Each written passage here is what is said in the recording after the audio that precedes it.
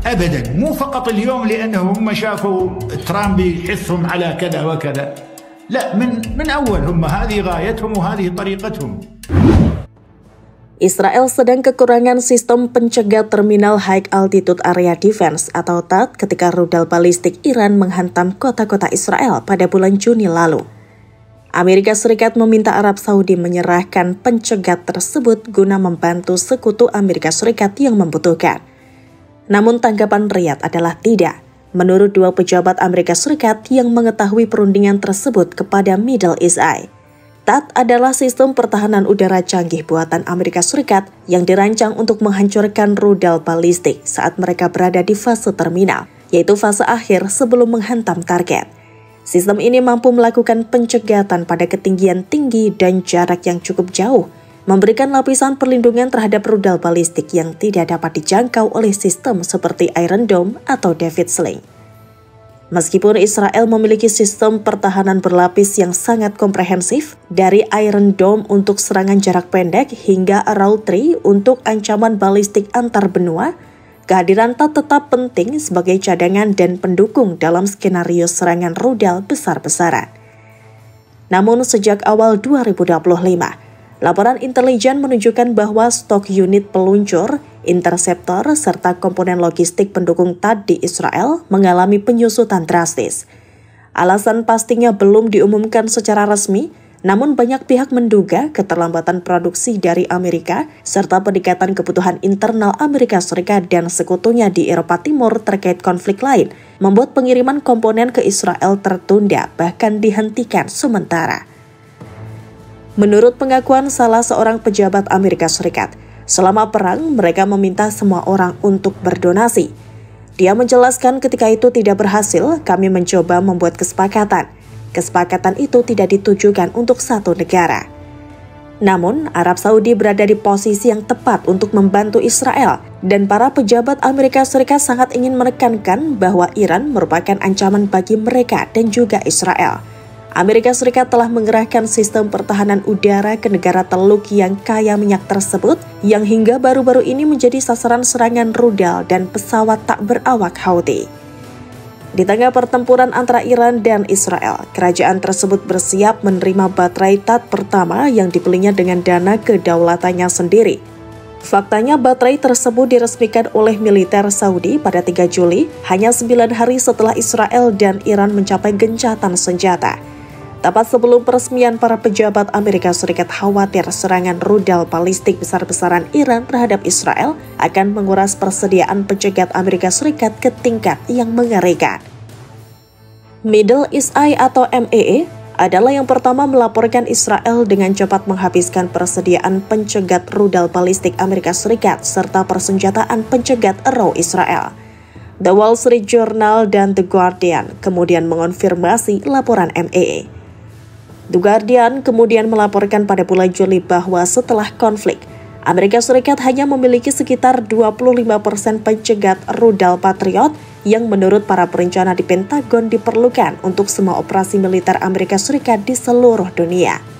Seorang pejabat Amerika Serikat mengonfirmasi jumlah yang dirahasiakan tersebut kepada MEE. Amerika Serikat juga menembakkan standar missile tree atau SM-3 yang dipasang pada kapal perusak berpeluru kendali kelas Al-Rayberg untuk mempertahankan Israel. Meskipun sistem pertahanan udara 3 tingkat Israel didukung oleh kekuatan senjata tambahan Amerika, Iran mampu mengirimkan rudal ke kota-kota Israel hingga gencatan senjata tercapai. The Telegraph melaporkan rudal Iran secara langsung mengenai 5 fasilitas militer Israel. Para analis mengatakan sistem pertahanan udara Amerika Serikat dan Israel bertahan lebih baik daripada yang diantisipasi beberapa perencana militer mengingat skala serangan Iran. Tetapi Republik Islam tersebut mampu mengeksploitasi titik lemah sistem tersebut terutama seiring berlanjutnya konflik. Direktur Eksekutif Mitchell Institute for Aerospace Studies, Douglas Burke, mengatakan kelemahan sistem ini adalah risiko kehabisan amunisi. Dia mengatakan hanya memiliki sedikit pencegat dan kemampuan untuk memproduksinya. Di tengah kekurangan tersebut, Wall Street Journal melaporkan bahwa beberapa pejabat Amerika Serikat bahkan membahas kemungkinan mengambil alih pencegat THAAD yang dibeli oleh Arab Saudi dan mengalihkannya ke Israel.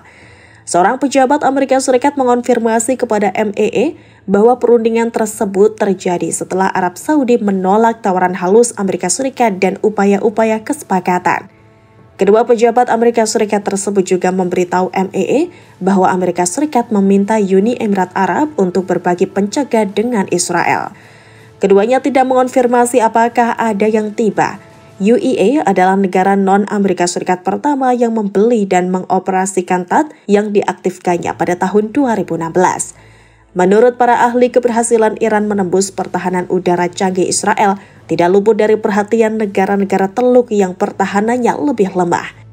Mencari-cari pencegat di seluruh dunia telah menjadi pekerjaan umum bagi segelintir pejabat Amerika Serikat karena sekutunya, Israel dan Ukraina, keduanya menghadapi musuh yang mengandalkan rudal balistik dan drone yang jauh lebih murah. Kantor Kebijakan Departemen Pertahanan Amerika Serikat telah memimpin upaya untuk membujuk sekutu-sekutu Amerika Serikat agar berbagi pencegat dengan Israel. Upaya tersebut dipimpin oleh Christopher Mammox, Wakil Asisten Menteri Pertahanan untuk Kemitraan Global. Namun penolakan Arab Saudi untuk membantu Israel akan menyengat para pejabat di Washington. Usaha diplomatik Amerika Serikat untuk meminta negara-negara mitra seperti Jepang, Korea Selatan, Jerman, termasuk Uni Emirat Arab untuk sementara meminjamkan sistem THAAD-nya ke Israel tidak membuahkan hasil. Semua negara tersebut menolak dengan alasan kebutuhan domestik yang lebih mendesak. Sebelum serangan yang dipimpin Hamas pada 7 Oktober 2023 di Israel Selatan, Amerika Serikat berupaya mengintegrasikan sistem pertahanan udara Israel dengan sekutu-sekutu Teluk sebagai bagian dari NATO Timur Tengah yang banyak digembar-gemborkan. Sebaliknya, negara-negara Teluk tidak ikut campur dalam konflik Israel-Iran dan merasa terbukti benar bahwa mereka telah menghidupkan kembali hubungan dengan Republik Islam Iran. Pemerintahan Trump masih mengatakan ingin menjadi perantara kesepakatan normalisasi antara Israel dan Arab Saudi. Namun Riyadh dan negara-negara Arab lainnya semakin memandang Israel sebagai kekuatan militer ekspansionis yang harus diawasi, bukan dibantu di saat dibutuhkan. Misalnya, Arab Saudi melobi Amerika Serikat agar tentara Suriah dikerahkan ke Suriah Selatan bulan ini. Riyadh kesal karena Israel melancarkan serangan terhadap pasukan pemerintah Suriah di tengah bentrokan sektarian di negara itu. Seiring meredanya konflik Israel-Iran, kelemahan dalam sistem pertahanan rudal Israel sedang dipelajari dan Iran sedang membangun kembali pertahanan udaranya dengan bantuan dari China.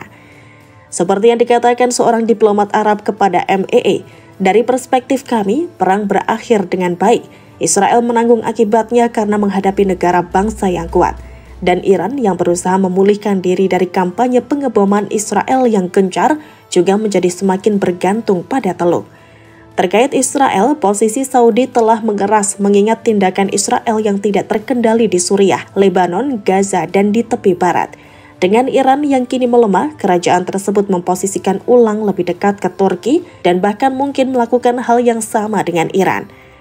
Mungkin yang paling menyedihkan bagi Israel saat ini bukan sekadar kekurangan THAAD, melainkan reaksi internasional yang cenderung pasif.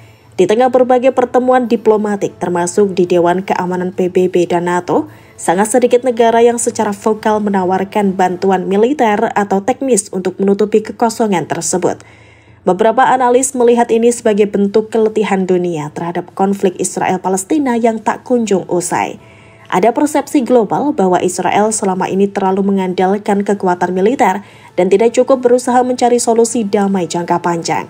Kini ketika Israel mengalami kelemahan, banyak negara memilih untuk tidak ikut campur. Apalagi di tengah meningkatnya simpati terhadap warga sipil di Gaza dan tepi barat, bantuan terbuka ke Israel dalam bentuk sistem pertahanan justru dapat memicu reaksi negatif dari publik di banyak negara, terutama di Eropa dan dunia Islam. Para pengamat menyebut situasi ini sebagai momen krisis yang berpotensi menjadi titik balik dalam dinamika kekuatan Timur Tengah. Tanpa keunggulan absolut dalam pertahanan udara, Israel akan benar-benar kehilangan kendali di wilayah kawasan.